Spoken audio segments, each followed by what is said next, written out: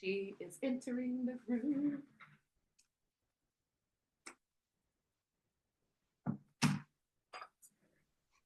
Hi, Hello. how are you? I'm good. How are you? A mess as usual because I just dropped off my day too. Good. So we're just running it. And Yes, at first I thought to reschedule because I thought I want to have a more open conversation with you. But to be honest, I wouldn't say anything that my kids wouldn't hear from me regardless. So I thought, no, we're just this, and that's another part of me just kind of filtering or kind of making sure that everything is perfect. But at the same time, we're winging it. We're going with yeah, what they hear is my truth. I'll be as transparent as possible. And I have a lot of pride in what I speak to. So it is what it is. And they're in the background there. Probably may hear okay. or two, but we're doing it. Yeah, you know what? I think that in your filtering of things for a better date, it kind of takes away from the spontaneity of things that could have happened. They may have turned out all right anyway.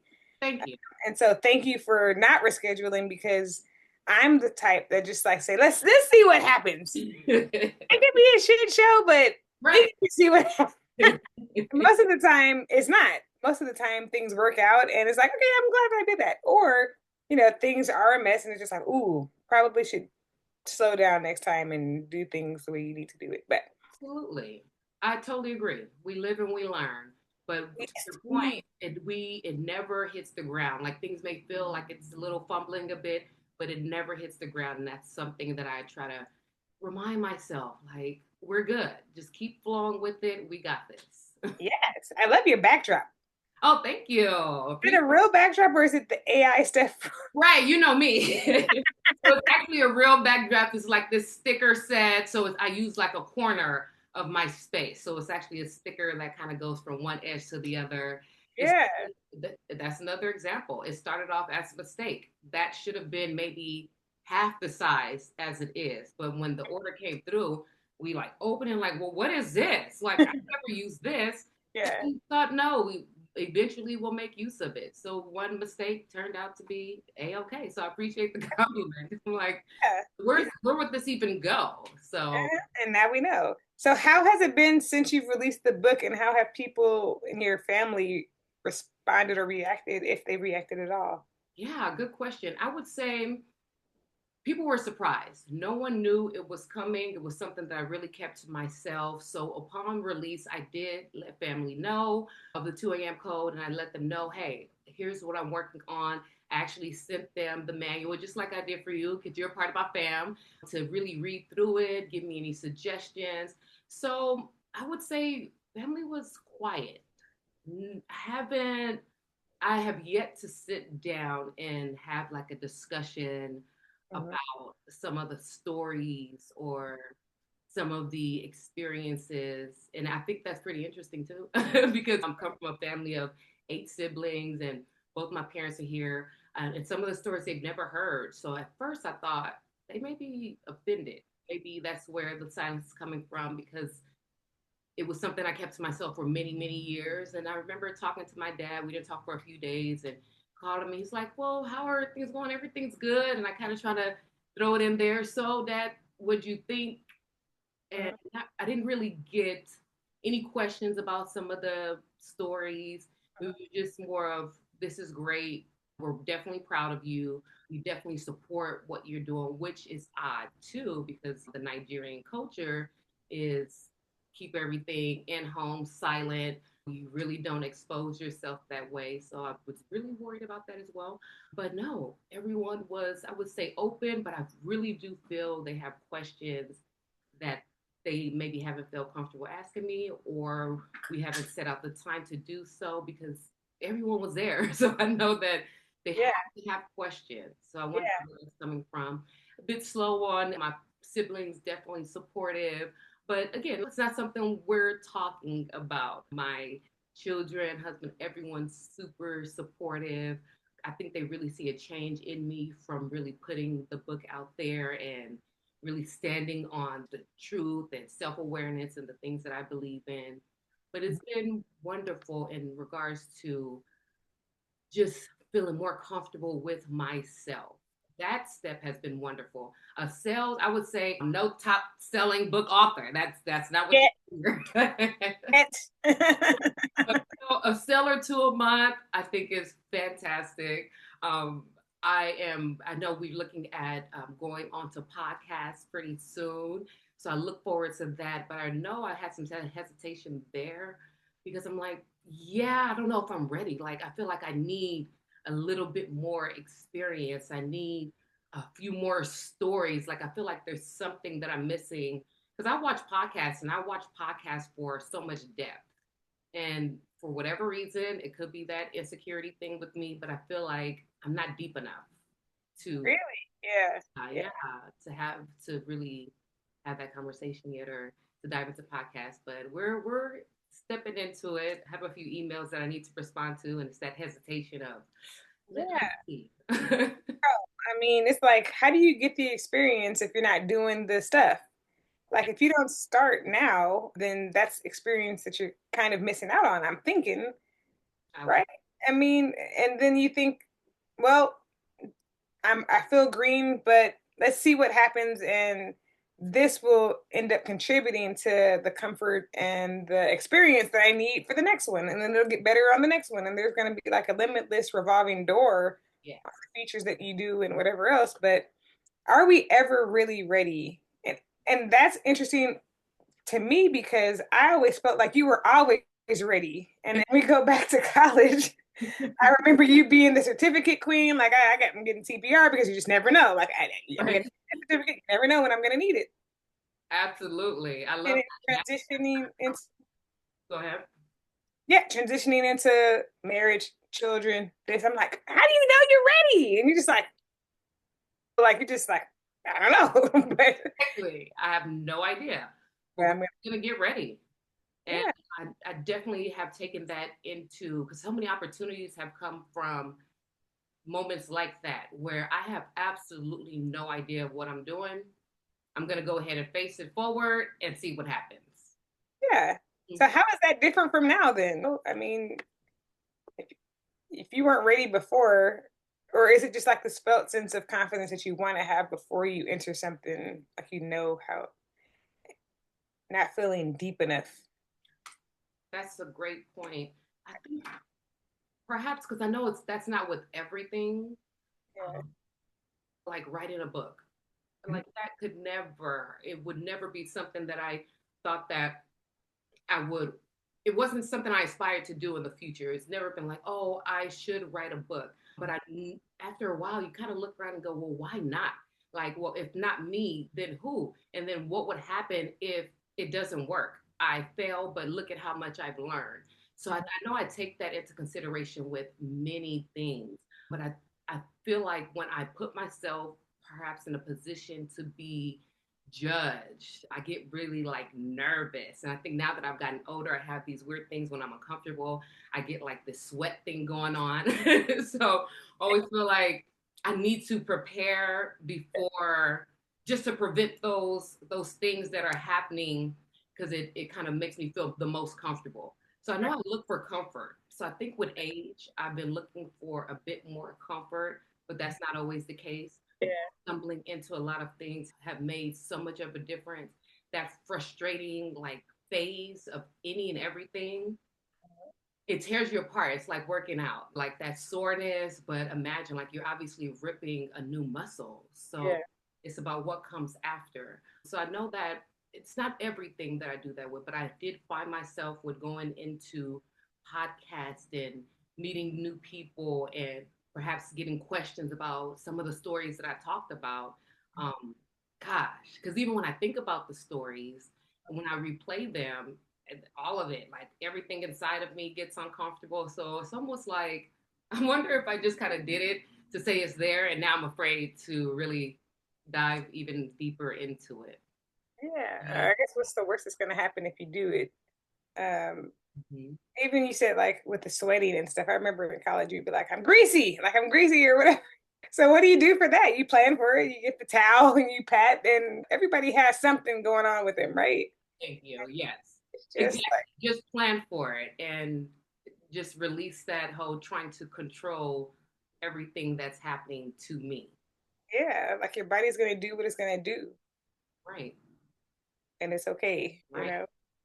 I love that because I know people are wondering, like, we go so deep, and I call you my therapist, but I can't quite say that because you have yet to send me an invoice. But Right? so much value from our conversations. And I imagine folks are like, how do we know each other? Yeah. And do you want to tell the story? Because I honestly, I cannot remember the moment that I met you because I was trying to replay it. Like, Yeah. I don't know the moment either. I know that we both found ourselves in an interesting setup in college as resident advisors in those crazy oppression reduction trainings and we I think that we met as resident advisors and then we got to know each other right.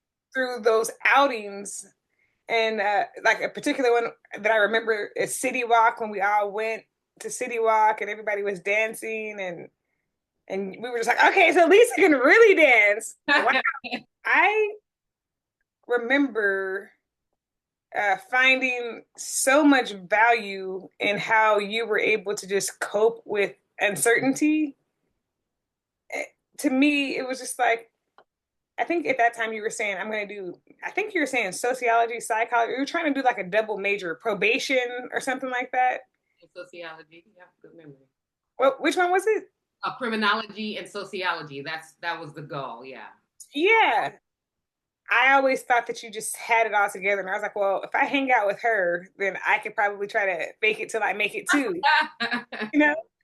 Yeah. So, And it's funny because my what attracted me to you were the same exact things. I remember being in meetings with you and we have our retreats. And I thought, man, like your boldness just to life, to how confident you were about yourself, the way you would confront situations that you were uncomfortable with. You were not a pleaser. You weren't just here to make everyone happy. And I thought, I like her. So the same. I thought to those areas that I was weak in, I love to bring those individuals closer to me because I can only gain strength from that. And I mhm. actually have like over the years. So it's cool.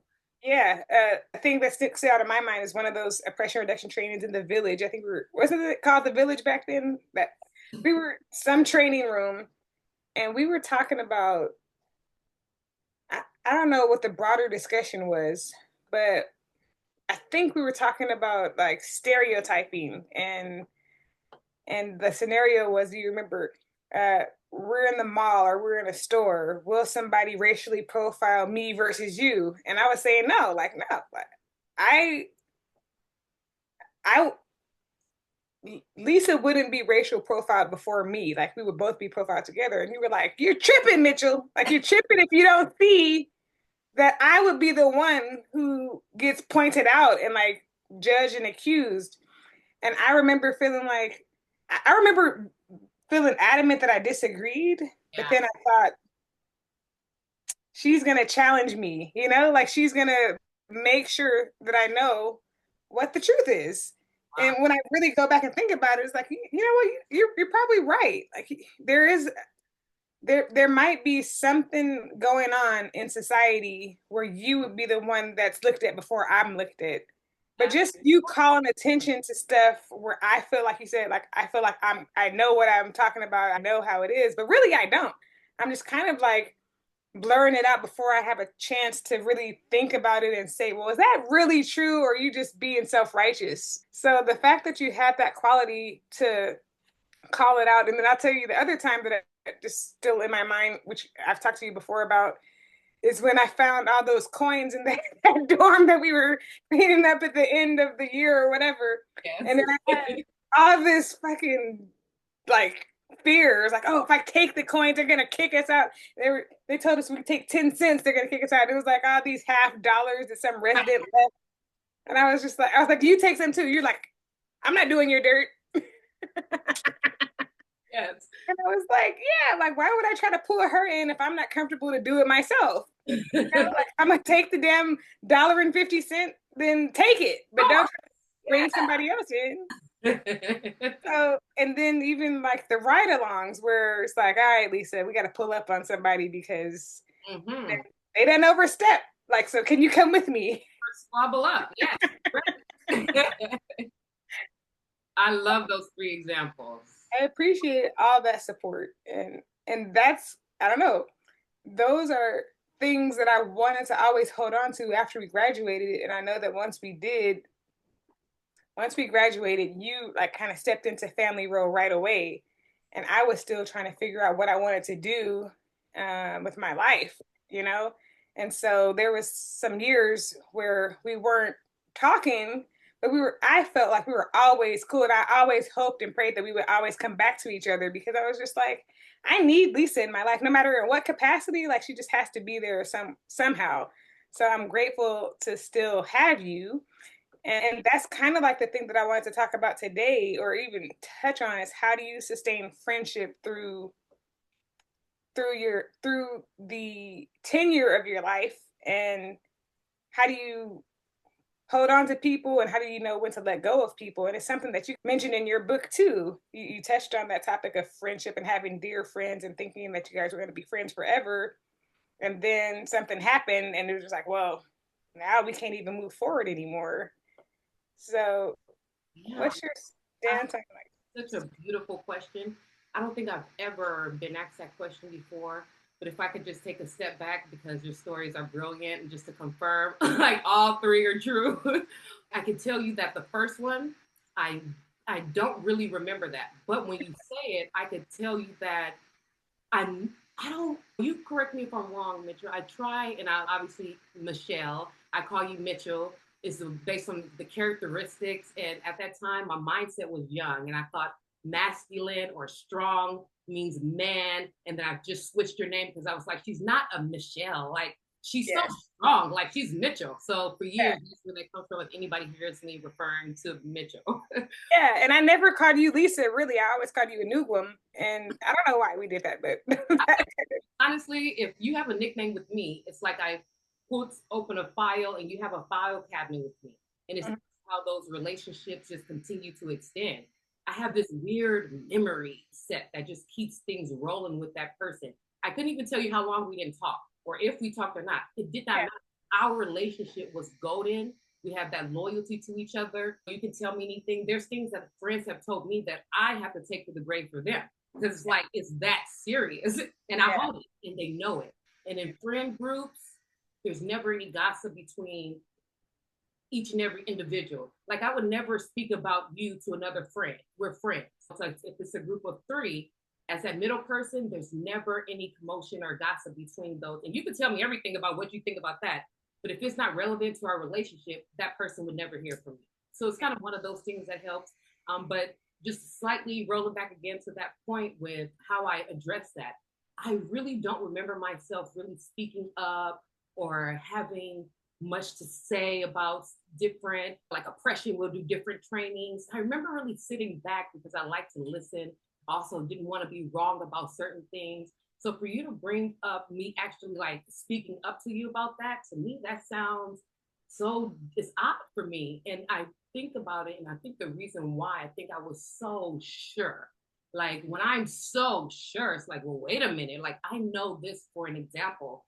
Because another thing about you, Mitchell, is that I looked at you as such a beautiful woman. I mean, we're talking light skinned, light skinned, long, beautiful hair. Your hair just grows. And I mean, you chop it and it keeps growing. I mean, look at your edges. You have the edges. But I love beautiful people too. So that will never be a reason why I'm like, it's like beautiful, come to me. So for you to sit here and say that you and I could walk into a place and you, like if it's decision making, whether it's interviewing or whatever, like you wouldn't stand out above me. I think that was a bit triggering for me, which is probably the only reason why I spoke up. Because growing up, I did have that, light skin, green eyed to me. And, I say me because I don't want to speak for everyone. That was an insecurity. That's something that we grow with, knowing the darker complexion wasn't it. If anything, it was number two. It's what you saw on TV. This is before social media, but it was what you grew up knowing. And so you felt beautiful. I was confident in myself, but I always felt like, let's say your type, the light skin, long hair, cute girl, definitely had the edge over me. So I remember I think that's probably the reason why I've even spoke up on that. The other stories are just awesome. I remember that adventure where I was really big because I wasn't a clean person, meaning I was about the gray area. You have the black, the white, and the gray. So if you're great with me, let's do it together because I know that whatever I'm doing, I have to face the consequences of. And the last thing, and I think that the last thing I wanted was to be blamed for something. And I know that my experiences growing up, I'm sure I can think of a few experiences where it was like, well, she did it. It's like, no, I didn't. So I think that was growing up in the early 20s. It was like, protect yourself. And I love how different experiences growing up teaches you protect yourself. And that rolls us right into those friendships. Gosh, I have friendships that that started when we were age 2, that to this day, one of them just celebrated, we're like family, celebrated her 40th birthday this week. So it's like, it's just a beautiful thing. And to me, although I had so many siblings, I really found so much comfort in friendships as well. I was the one in kindergarten when it's time for parent conference that I remember walking with my dad, and he never really hold my hand. I always kind of hold his pinky. It was a thing where you just grab his pinky and then you just keep walking. He would take me and goes, well, we're going into this and you know what the teacher's going to say about you. I'm like, well, what? You talk too much. So after a couple of years of elementary, by third, fourth grade, I would say for him, because my mom hustles, she's working. My dad had the best schedule to do the parent conferences. So I would say talk too much. And I remember always like 3 days after I would go in class and I try to keep remembering that you talk too much, and I'll be quiet and I try not to talk. But it's like people are talking to me, like, what do you want me to do? Not respond to them? So over time, I started to remember or start to think that perhaps it's simply I love to listen. I love to listen. You have a story. I'm going to talk to you about what's happening in your life right now. Some people, I think the fact that people don't feel heard makes me a magnet to them. Mm-hmm. And I found, and this is with all the self awareness work and things that I'm gathering and just learning about me, is that holding that ear open to individuals have really maintained solid relationships. But not just taking like what I've heard, but really internalizing it. Like I can actually remember an issue that you had a couple of years ago. I can remember, if you miscarried 4 times before you finally, like I can remember those details when you're telling me the story. So the next time we come together, it could be years, it could be months later. I just open up that file cabinet, say, hey, where we are with this person. And it helps to have a nickname because I can go right. I file them, boom, there they are. What have they done? What are they doing? What's important to them? What is our relationship like? And what helps me to maintain that is I just like a clean, solid relationship. When I say clean, solid, that means you're real with me, I'm real with you.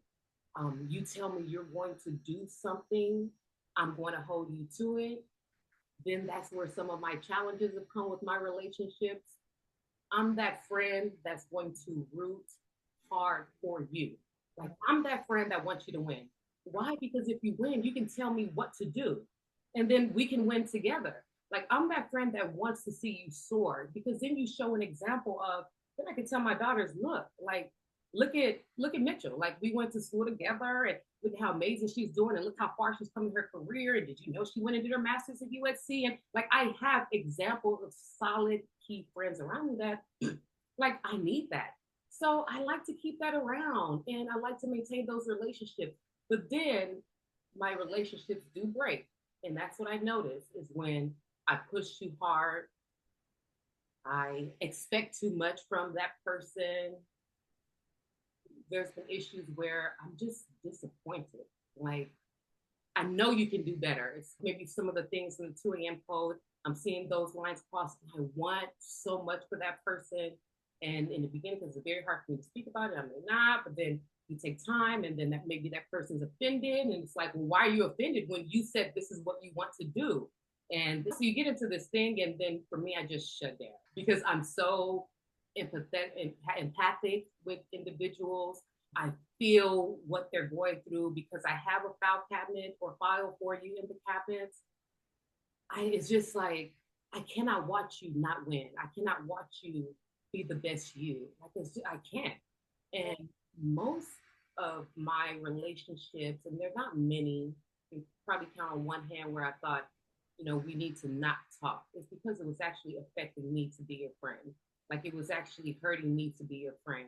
I remember while I was working in drug and alcohol rehabilitation, and there was a lady I got really close with. Look at me, let me drink some water. Water break. I've been just emotional wreck. Like I can think about something and like I can put myself there. Not good. Okay. Or it's good. It helps me feel. So I just got really close with her. She was one of the patients prior to what happened. Is we just became close. Someone you see every day. There were so much issues going on, and we would talk. And she found comfort in just sharing her life with me. But then she relapsed. That relapse, she's out on the streets. I don't know exactly what happens on the streets, but she comes back pregnant. So not only does she come back pregnant, but with time, so now I'm like eating because now I'm working there.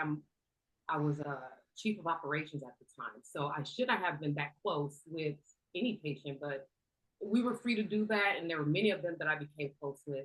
So because she was pregnant, and this is before I even had children, I don't know why I just thought we have to save these children. So I would take her to the appointments. I was there for her. I would sit in the waiting room with her. Turns out she's having twins. So that's why, forgive me, I would say children. It turns out she's having twins. So now there's two. So now I'm like, oh gosh, because we cannot have her relapse. Like these are minds that are going to go out into this world and like, no, like not on my watch. And I remember being so close to her that there was a time where she just disappeared. No one can get in touch with her. And now my heart is broken because I don't know where obviously she is. I know she's carrying her twin boys. And I decided, I was so upset. I remember calling the different counselors, like I put everyone out. We need to find her. So when we finally found her, I was so disappointed that I like shut her out. And when I say shut her out, she no longer had access to me. I wouldn't respond to anything. I no longer took her to the hospital. I literally, it was like she did not exist. And I know that and you would know as a therapist, like that is the way I go about dealing with things that hurt too bad. And I did not want the hurt anymore. So I found myself shutting her down. And that was a relationship that I could have done better. I was young, very emotional about it. But I take things like that, and the only way for me to really do it is to make it stop. So, mm-hmm. Point when it comes to building relationships, maintaining long-term relationships, I have incredible circles from preschool. I have still circles from elementary. I have beautiful circles from middle school. Then we go to high school that we're still locked in. Then college, here we are. Mm-hmm. Then we go up to have like real sisters for my master's program. Mm-hmm. Call them anytime, like everything about each other. And this goes down the line across the way with everyone. So just taking a quick look here, considering the time, more than than we thought we would today. But I know the best question. So it was, No, yeah. I mean, I think that your perception on how friendships are made and maintained, like the answer is that it varies depending on what pops up in the relationship.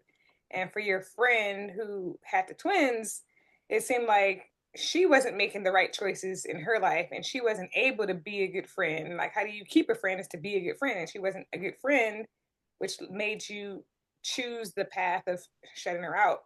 And that's the best thing that you could have done for yourself because if it's not reciprocal, like, what are we doing here? I never thought about that she wasn't being a good friend. I have never thought about that perspective. I mean, she ghosted you.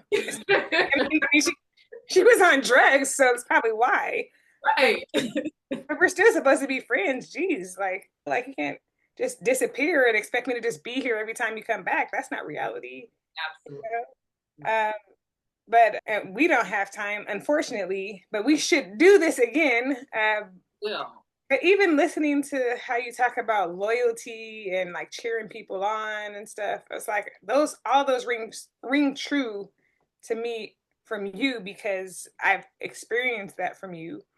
And even having like that messaging of like don't talk too much when you're going to school, and then kind of having that be the thing like, well, what is it about me that's talking? Obviously, I'm not talking to myself. So yeah.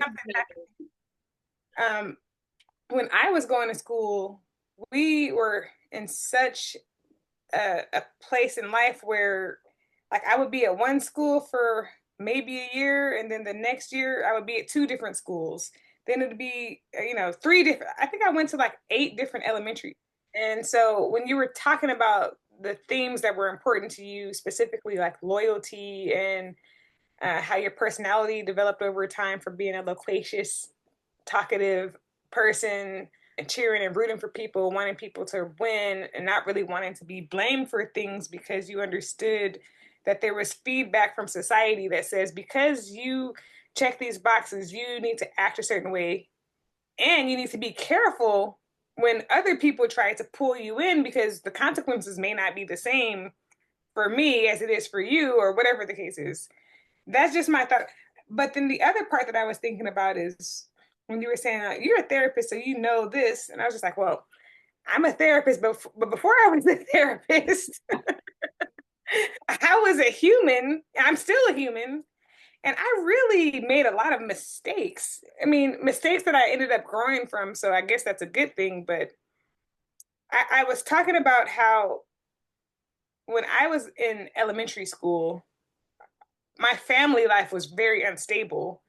Unstable that showed up looking like going to different schools every year, like maybe two schools a year. And so I felt very like I remember crying every time I had to get dropped off to a new school because I didn't know people. Like I didn't know the teachers, I didn't have friends, and I would have to start over and figure it out.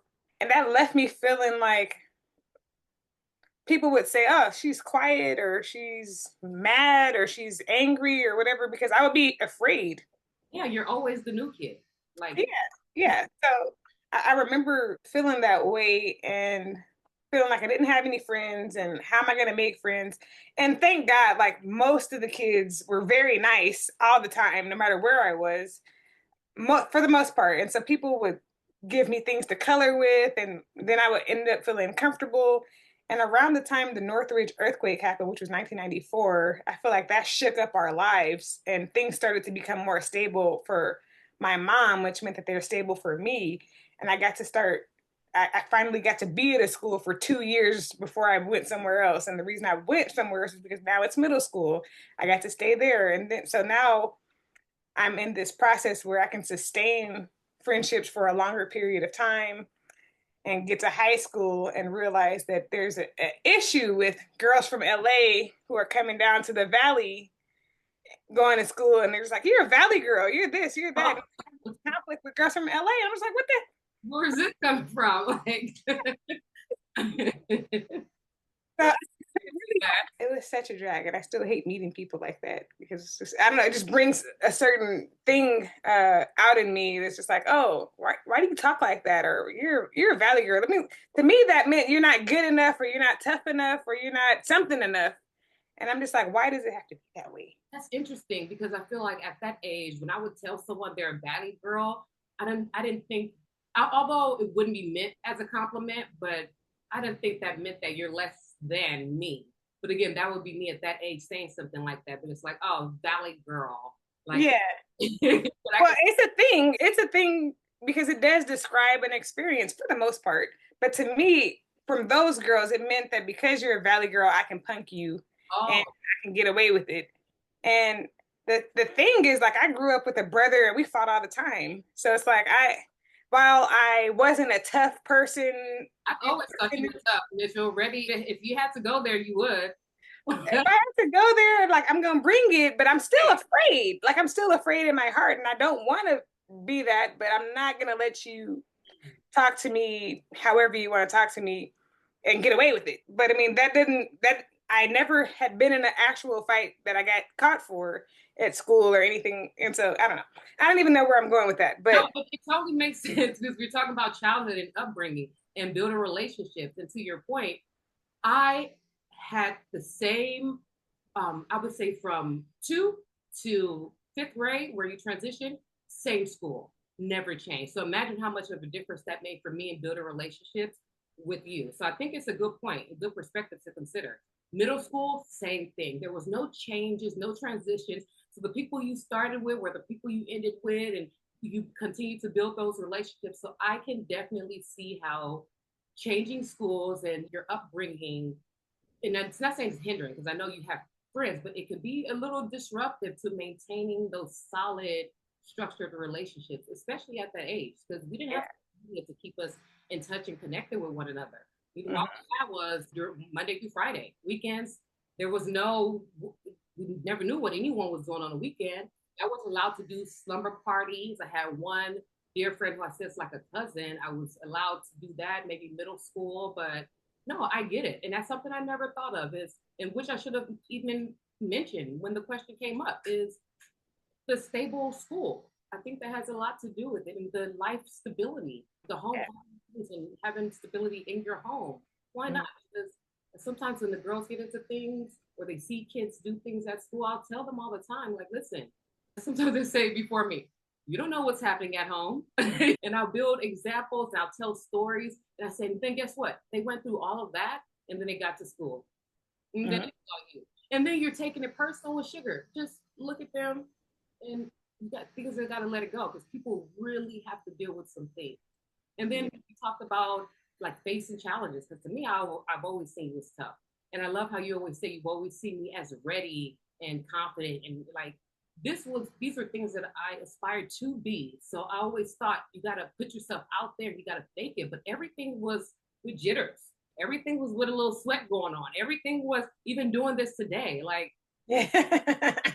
I do, but so it's like everything came with a little shake, and it reminded me of a story in high school. And I was not a fighter. I didn't care to fight. Honestly, it's not something that I grew up doing. Even though I had siblings, like I'm one, I can talk my way out of anything. Like you're upset, why are you upset? It didn't get me upset. It's like you have an issue and we're going back and forth. So even my siblings, there was not a lot of fighting going on. Keeping that solid even to this day, like individual relationships with each sibling where no stories, no drama, no nonsense cross. So going into high school, I wasn't a fighter. I had an older sister who was always ready to squabble up. So I had a great example of if anything goes down, I probably handle it like this, but it wasn't my take. And I remember sitting in a classroom, and I was one because I didn't fight, I wasn't too loud, like I liked peace. And I felt like people would take my kindness for weakness. Mm. So there was a girl that was in this classroom with me, but this girl was a part of this trio. And this trio, our school decided to blend schools. And you know Kaza. Kaza actually came in with this blend. And I mean, these girls came into our school and was like checking all of us. Like, I remember one was just so hard, like she'll walk through the hallway and she just like always has something like very bully-ish towards everybody. And but it was never directly towards me. But I remember thinking, I hope that doesn't come my way because I don't want any issues with them. And they all look, I just don't want it. Uh, so one person in the group, and the thing is, you have a problem with one, you're gonna have a problem with all of them. And Mhm. this went on for months, and I would just kind of see it going in lunchtime. They would be in fights with people, and it was always coming after our side of the school. Although you guys are coming in, blending in with us, like they wanted to really like show we are it. So one of the members, I believe there were two in that classroom with me, and I don't remember exactly what happened, but I remember she said something to me from behind, and I'm sitting here, and then the teacher's in front, and I remember thinking like Lisa, if you let her and whatever it was like, it wasn't right. I remember feeling she shouldn't say that to me. I was offended by it. I just can't remember exactly what it was, but I knew for a fact this was my time. I thought, okay, gosh, I don't want to fight her because this girl is tall. She's headed towards 6. I mean, arms, Mitchell, long as heck. If I confront her, like she had a reach, I knew she had a reach. I'm looking at her legs. If she throw her legs, like I knew that I will put myself in a position to probably get beat up. Yeah. I didn't care. And I turned around and I said to her, I remember going, everything changed about my energy. And I told her, like, I remember cursing her out, telling her, you shut the fuck up. If you want to get up right now, see me right now, like everything changed. And I turned into this monster. And I remember thinking inside of me, like, I'm terrified. Yes. What she will not do is walk out of this classroom saying that she clowned me, she punked me, I'm less than her. It's going down right now.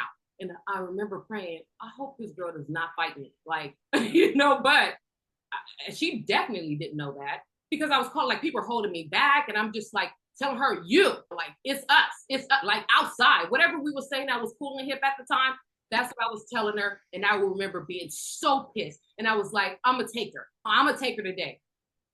And her energy just shifted because I don't think she thought that was going to come out of me. She wasn't ready for it. And to be honest, because we're Facebook friends now, it wasn't even her.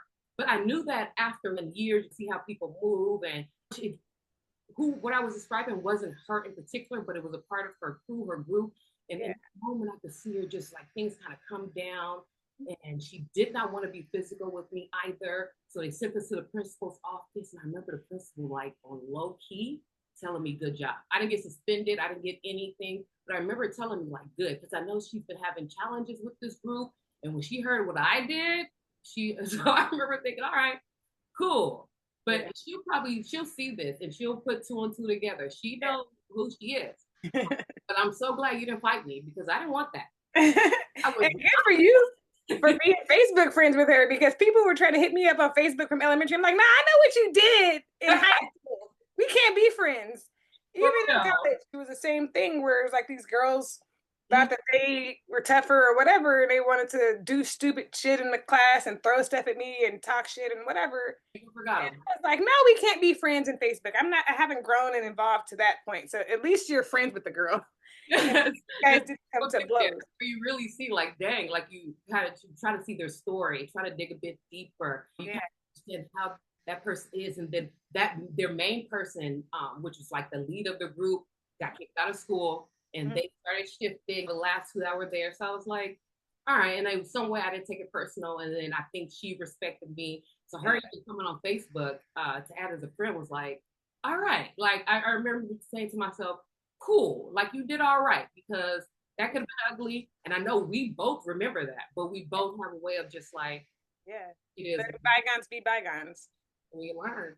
And you know what? I could use more of that, because for me, it's like, if it's up with us, then it's up for forever and we're never going to get back. And that's how I navigate relationships, which has started to negatively affect relationships that I should have given more attention to, or I should have given more time to. But because I feel like I was used to kind of just moving and going, I can cut off a friendship, like you were talking about earlier. I can cut it off and just get back into my life, and it'll be as if the friendship never even existed in the first place. Right. But it turns out that that's not necessarily good for people who aren't that bad or don't have you know what I'm saying? Because all of us have flaws and things that we can improve and work on. But for me, it's like, after I give you as many chances as I want, I'm done. But the part of myself that I'm trying to evolve is to kind of stick and hang in there and communicate when things aren't going right, and at least give the relationship a chance to rebound. And if it doesn't, I can say at least that I gave it some attention. Yes. Instead of just cutting it off. I love that. I have a friend, when you say that, I think of a perfect story. This has been more of our adult years, where I decided my good old cutoffs, and I did that to her. And it's a very, very close friend. And there were reasons behind it, but it was just, I thought it was the best thing for us. Long story short, it was the best thing for us. And I remember, Mitchell, after 5 years of no communication, I was the ghoster. I made sure after 5 years, I just gave her a call. If she didn't answer, oh well. If she didn't accept my apology, and I apologized for the way I went about it, it was immature. Could have done it better. Because like you said, why can't we have a conversation with people and tell them what the problem is and see if we can work through it? I didn't do that. I was just like, there's a couple of things here that's not settling in with me, and cut. And that was just my way of dealing with things because it was less hurtful. Mhm. And just, I had a way of forgetting. You Mhm. never really forget, but I could put you in a particular, we talk about these cabinets, these file cabinets. Mhm. I'll put you in that cabinet, and that's how kind of I handle exes and things like that. They go into that cabinet, and really got to do some real work to open that back up. But in Yeah. this case, I thought, like you said, there's a couple of reasons why there's necessary to remove yourself from people.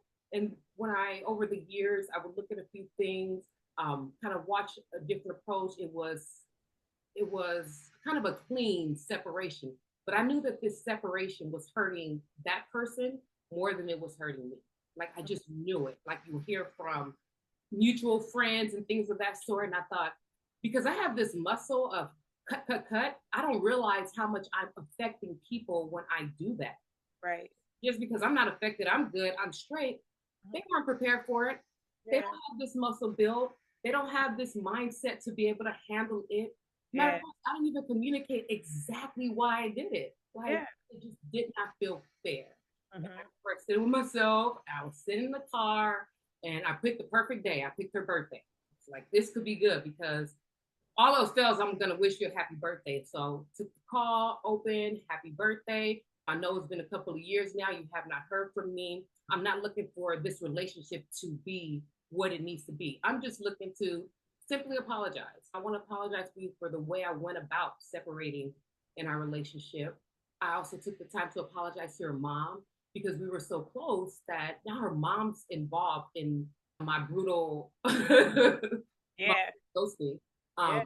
And her mom's calling my mom because this is around important time in my life where her mom felt that she should have been involved. So imagine like Mare, Yeah. going through something. Like, of course you're gonna actually help. So obviously now like things are starting to click for me.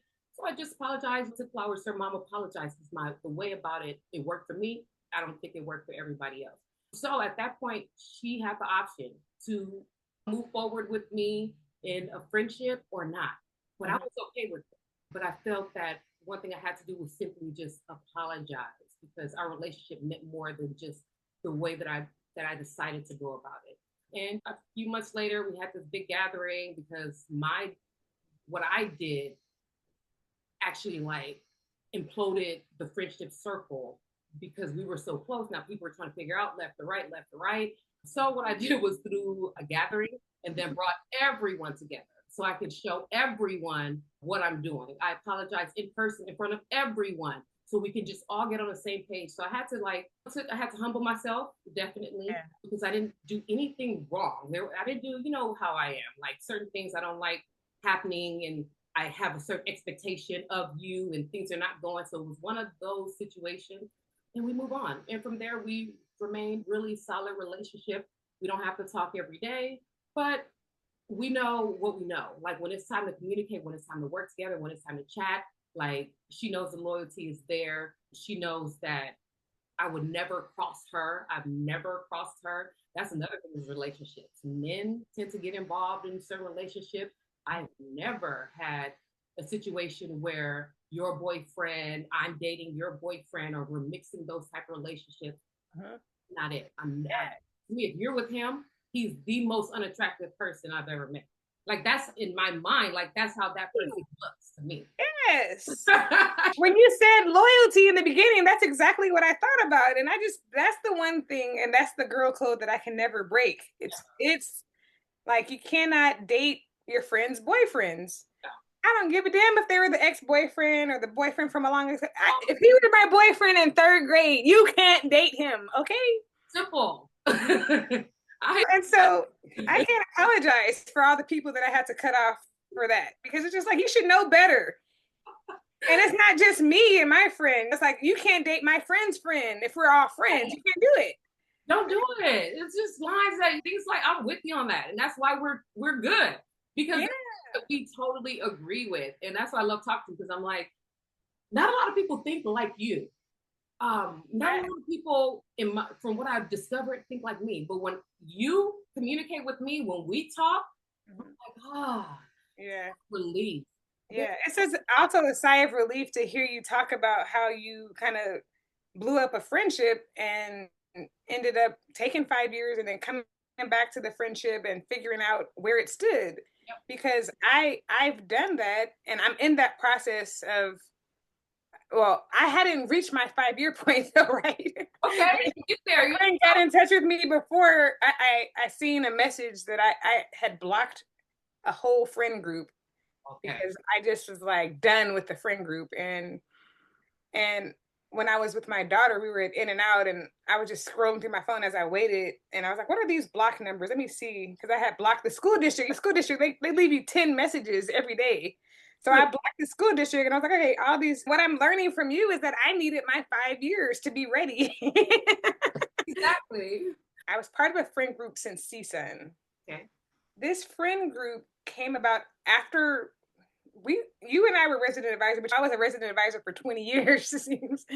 I was a resident advisor for 3 years. So after you left, a new group of RAs came in, and this group ended up being in, I don't know how they selected me, but somehow I became part of the friend group. Okay. I always felt like I didn't choose to be in the friend group, but they kind of Something. chose me. You know what I'm saying? Yes. And they were a group of great women anyway. So I was like, okay, I go along with it. But I always felt like I didn't belong in the group. Well, I they chose you. They They chose chose me. And so right. I was in it vicariously. And so I, in this group, like we would do stuff. We would go to Vegas. We would have a good time. It was my college era. So I was kind of a wild child in college. As we should be. Yes. What I needed to do. So I once we graduated, I thought that was that. But then like some of the friends like reached out and they wanted to hang out and help me. I was getting an apartment and just like be around. And I was like, okay, cool. Okay. But it's just like for me, I didn't put in a lot of work with friends unless I don't even know how we stayed in touch, but I'm really glad that we did. I feel like you and I are similar in that we just went to live our lives and then we were able to reconnect. If you invited me to something, no doubt, no way I was missing it. Same. So your wedding, I'm there. Your graduation, I'm there because I love you like that. Like, I don't know.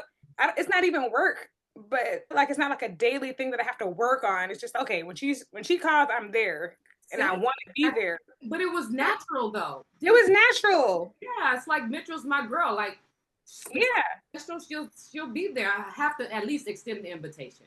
Right. And so, but there are other friends where it's not natural like that, where it kind of like feels like a chore. Mm-hmm. But whatever. I'm not saying that this friend group felt like a chore, but it was just something where. Why did you think the friendship was going to end right after college? Because I heard because I wasn't used to like putting in work. So my intention wasn't to reach out, you know.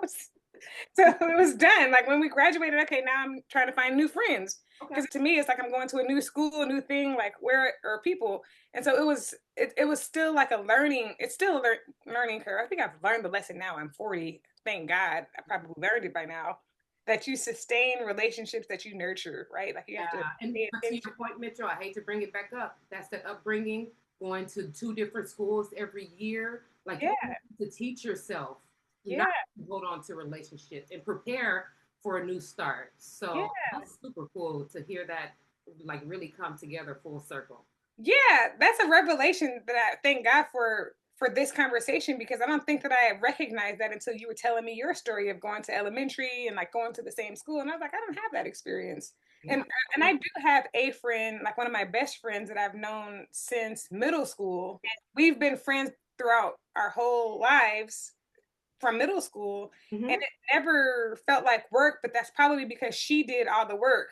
And she had a way of checking me when I would be MIA too long. And I never was for the sisterhood that we had, I never like when she checked me, it was out of love. So it never felt like she was coming for me or anything. So she'd be like, Michelle, if you don't answer your phone, like I didn't call you 3 times. And I'm like, oh, let me get back. Love and it. now we're in a place where we talk every single day, right? I'm sure I know her. I'm sure I've seen her your baby showers. I think I know who you're speaking of. That's beautiful. So yeah, nice. Now I talk to her every day. She lives in Atlanta, so maybe a different friend. But a friend that you think I could probably not even. I can think of at least 4 friends that I've seen over the years that I don't know that I've seen that are your true friends over the years since I've known you. So yeah, You may not Well, think you have as many, but I know of a few. it may be the friendship that I blew up. Stop. So well, let's round this up because we're about finding solutions. And Yeah. I hear you saying you're kind of ready to at least open up that friendship So I okay. slightly. A dear friend got married. She Yeah. was part of that friend group. My issue was that I was showing up in the friend group as my college self, not my married self, not my mother self, not the educated self. It was still like the college crazy goofy girl, right? And so Can I what I ask started, you for, and I hate to cut you off because this helps me get a full understanding. Can you give me a quick example, like something you would say in a text, how you would respond to? yeah, so the examples ended up being me humiliating myself whenever I was with them in a group setting, right? Okay. So that looks like an example is we go to Vegas Yeah, exactly. and we're drinking and having fun, and I'm also on my cycle, and then I end up bleeding through my shorts and there's blood on the car and they're joking and I'm laughing and it's goofy and Okay. silly, but then I'm really embarrassed and I'm not able to like show that I'm embarrassed because I'm the fun girl who just kind of Right. goes along with stuff like that, you know. And so I showed up and I continued to do so. That was a college example, but in adulthood, after we would meet, I would end up getting involved in things that I didn't need to be involved in, and I would end up being embarrassed. Okay, we have this time thing won't let us be great, but since we're It wants us to pay for this app, but you know what? I'm gonna wrap this story up because, like you said, it did come full circle Yeah. where I wasn't able to communicate with them that I didn't appreciate being the silly one. Like my reputation in the group was the one who had the least amount of sense. But I know through my practice that I got a lot of sense. And I'm that I've done telling like you. I've Okay. done everything right. And so why am I allowing this title to be placed on me in this friend group?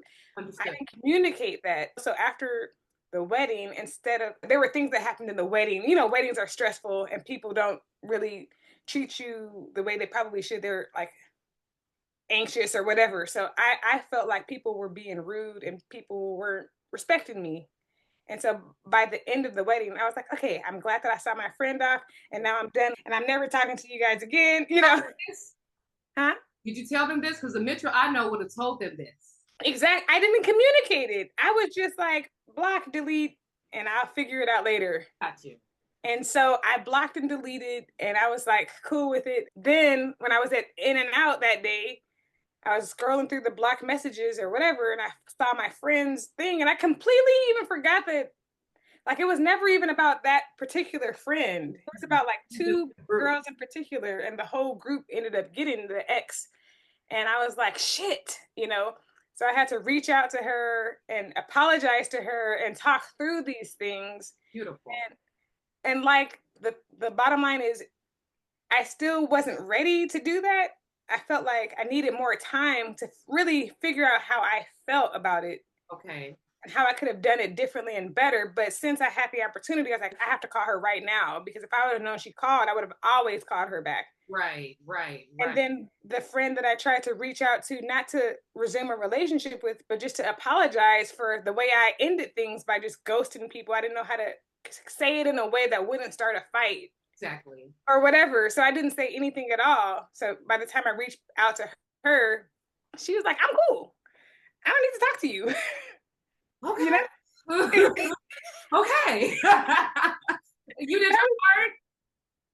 that was exactly my response. I was like, at first I was like, oh, cool. Like, okay, good. You're cool. Like, let's schedule a time to talk. But she Right. was like, no, I mean, like, I'm cool. Like, I'm sorry that you waited this late. I don't have anything I need to talk to you about. And I was like, well, okay.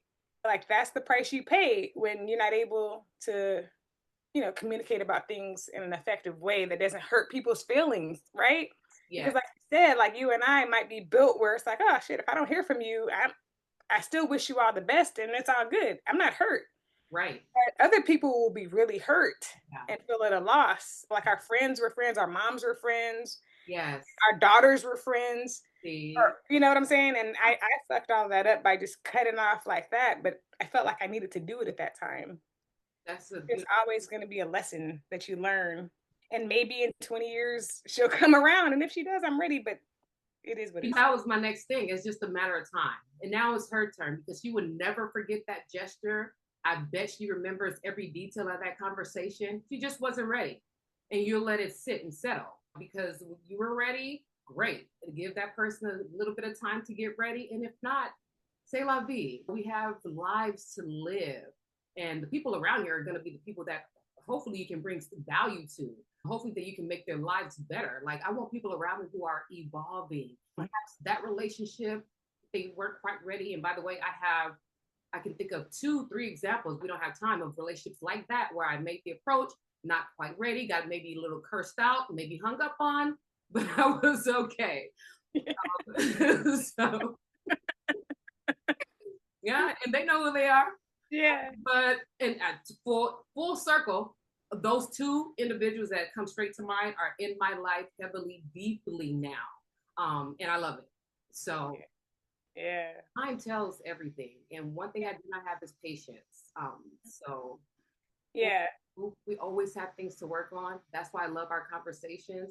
Like I said, you are my therapist. It helps us to really crack things open. And I love hearing your stories because I can always use that for a different perspective, which is super humbling for me and giving so much gratitude just for people, like for humans itself. yeah, That's why it's hard to take things personal because yeah, I know your story. There's nothing that you can do to offend me. I know your story. I know where it's coming from. I get it. We're human. yeah, yeah. And I think that when people have the expectation that you have to communicate and you have to do all these things, it's like, but that's not part of my process yet. I Exactly. have to come to a place where I know what I need to say because the truth is that stuff was my fault. Like I allowed it.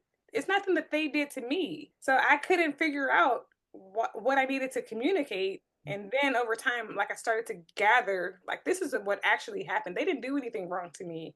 It's how I showed up and it's how I tolerated people talking to me and not checking them like I should and checking them with love. But Yes.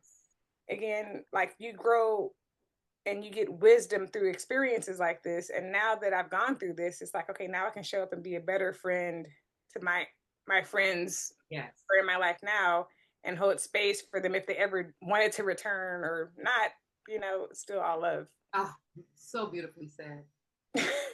Well, thank you for having this chat with me. I could talk to you literally for hours, but we You have know, we can literally go for hours. This is why we have to break it up. But what yeah, I love is we can continue to like, and I love you pick this date, and I said whatever date we're gonna stick to it. So yeah, thank you for taking the lead on that. yeah, Let's continue. Let's yeah, continue to grow. Any conversation with you is always I'm gonna take it, and I'm always going to change something within the next hour, like every single time. So I'm okay. hoping that this can bring value to others. Perhaps we can do this monthly, on your schedule because a check-in is always good.